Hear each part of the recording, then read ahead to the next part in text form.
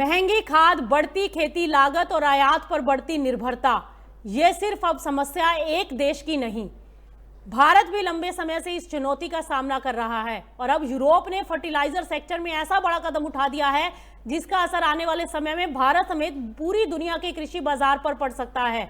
आपको बता दें कि यूरोपीय आयोग ने नया फर्टिलाइजर एक्शन प्लान लॉन्च कर दिया है और इसका मकसद है किसानों को राहत देना, घरेलू उत्पादन को बढ़ाना और आयात पर डिपेंडेंसी कम करना। दरअसल पिछले कुछ सालों में फर्टिलाइजरों की कीमतों में भारी उतार चढ़ाव और सप्लाई संकट ने दुनिया भर के किसानों की कॉस्ट बढ़ा दी थी। भारत में भी डीएपी, पोटाश और दूसरी खादों के आयात पर बड़ी निर्भरता होने के कारण सरकार को भारी सब्सिडी का बोझ उठाना पड़ता है। अब यूरोप उसी जोखिम को कम करने के लिए नई रणनीति पर काम कर रहा है। किसानों को आर्थिक सहायता दी जाएगी इससे, और घरेलू फर्टिलाइजर उद्योग को मजबूत किया जाएगा और बायो फर्टिलाइजर और लो कार्बन खाद को भी इससे बढ़ावा मिलेगा।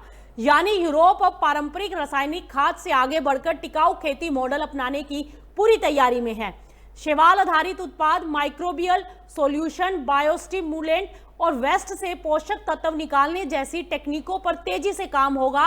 और भारत के लिए भी ये संकेत काफी अहम माना जा रहा है, क्योंकि भारत भी नैनो यूरिया, जैविक खाद और वैकल्पिक पोषक तत्वों पर तेजी से फोकस बढ़ा रहा है ताकि आयातित फर्टिलाइजरों पर डिपेंडेंसी कम की जा सके।